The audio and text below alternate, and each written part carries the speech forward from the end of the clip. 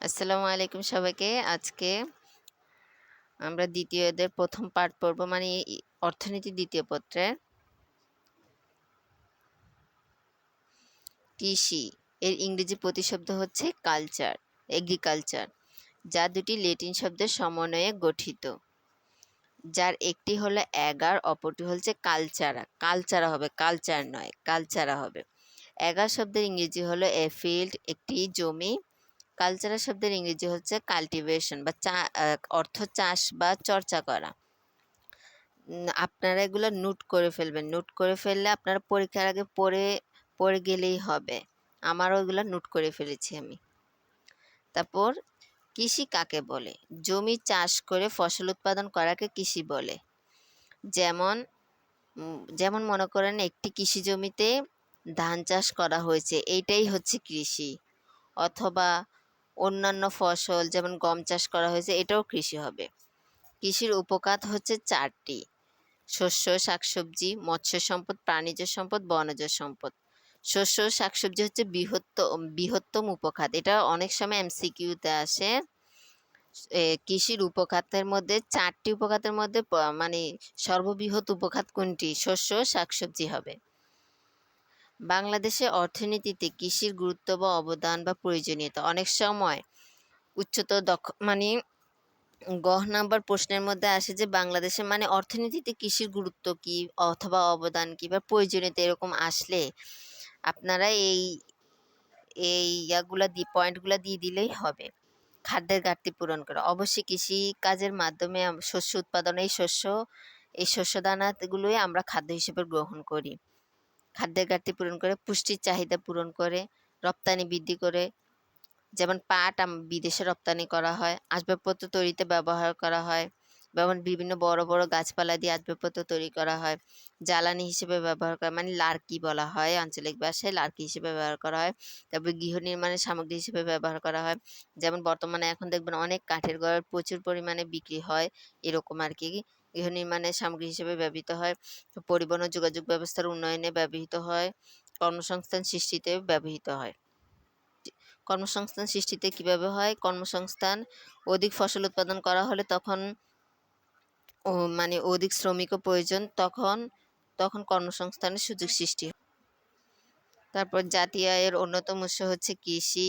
মানে জাতীয় আয় মানে দেশের আয়ের অন্যতম উৎস হচ্ছে কৃষি। পরিবেশের ভারসাম্য রক্ষা করে। আমরা জানি গাছ থেকে অক্সিজেন আমরা গ্রহণ করি। এই অক্সিজেনের মাধ্যমে পরিবেশের ভারসাম্য রক্ষা পায়। কার্বন ডাইঅক্সাইড গাছ শোষণ করে নেয়, এভাবে পরিবেশের ভারসাম্য রক্ষা পায়। তবে শিল্পের কাঁচামাল সরবরাহ করা হয়, ওষুধ তৈরিতে ব্যবহার করা, বিভিন্ন বনজি ওষুধ তৈরি করা হয়, বনাজি ওষুধ বলা হয়। আবার হোমিওপ্যাথি, বিভিন্ন ধরনের ওষুধই গাছপালা থেকে তৈরি করা হয়। তবে বৈদেশিক মুদ্রা অর্জন করা, যেমন বিদেশে রপ্তানি করা হলে তখন আমরা বৈদেশিক মুদ্রা অর্জন করতে পারি। তারপর আমদানি হ্রাস পায়। কৃষি খামার কাকে বলে? যে জমিতে চাষ করে যে জমিতে চাষ করা হয় তাকে কৃষি খামার বলে। আর কৃষি হচ্ছে যে জমিতে চাষ করে ফসল উৎপাদন করাকে কৃষি বলা হয়। আর যে জমিটাতে চাষ করা হবে সেটা হচ্ছে কৃষি খামার। খামার প্রধানত দুই প্রকার, অর্থাৎ চাষাবাদের প্রকৃতি ও আয়তনের ভিত্তিতে খামার হচ্ছে দুই প্রকার। এক হচ্ছে জীবন নির্বাহী খামার আর এক হচ্ছে বাণিজ্যিক খামার। জীবন নির্বাহী খামার, এটার মানে মিনিংটা হচ্ছে মানে জীবন নির্বাহের জন্য যেই খামারে শুধুমাত্র পরিবারের চাহিদা পূরণের উদ্দেশ্যে ফসল উৎপাদন করা হয় তাকে জীবন নির্বাহী খামার বলে।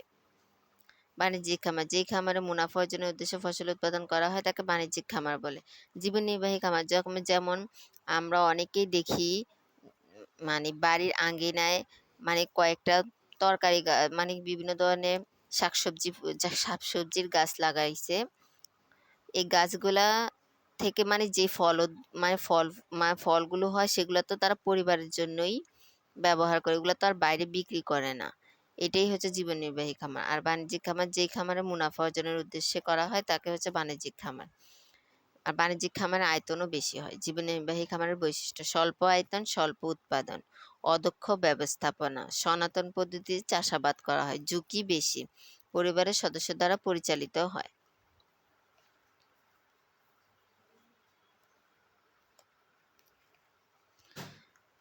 তারপর বাণিজ্যিক খামারের বৈশিষ্ট্য: বৃহৎ আয়তন, বৃহৎ উৎপাদন, অনেক আয়তন ও বেশি ফসল উৎপাদন করা তো বেশি উৎপাদন হয়। দক্ষ ব্যবস্থাপনা আধুনিক প্রযুক্তি নির্ভর পদ্ধতিতে করা হয়। তারা অনেক বেশি ফসল উৎপাদন করে, সেজন্য তারা আধুনিক প্রযুক্তিতে করা হয়। তারা ঝুঁকি কম নেয়। তারপর শ্রমিক দ্বারা পরিচালিত, কারণ এত বড় খামার মানে ব্যক্তি দ্বারা কাজ করা সম্ভব নয়, শ্রমিক প্রয়োজন। শ্রমিক দ্বারা পরিচিত। অনেক সময় এমসিকিউ মানে কি সৃজনশীলে আসে যে বাণিজ্যিক খামার এবং জীবন নির্বাহী খামারের মধ্যে পার্থক্যগুলো লিখো। আমরা এইভাবে লিখে দেয়, যেমন পার্থক্য দুইটার মধ্যে পার্থক্য আমরা দেখি। স্বল্প আয়তন, ওইটা যে বাণিজ্যিক খামার হচ্ছে বৃহৎ আয়তন। জীবন নির্বাহী খামার হচ্ছে স্বল্প উৎপাদন, আর বাণিজ্যিক খামার হচ্ছে বৃহৎ উৎপাদন। জীবন নির্বাহী খামার হচ্ছে দক্ষ ব্যবস্থাপনা,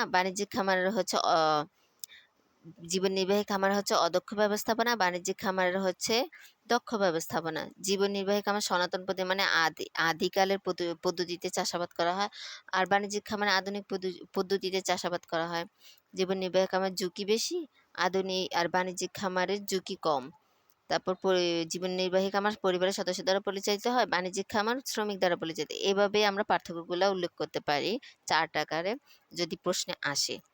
আজকের ক্লাসটা কেমন লাগলো আপনারা কমেন্ট করে জানাবেন, ফ্রেন্ড সার্কেলের মাঝে শেয়ার করে দিবেন, আর ভালো লাগলে চ্যানেলটি সাবস্ক্রাইব করবেন। আল্লাহ হাফিজ।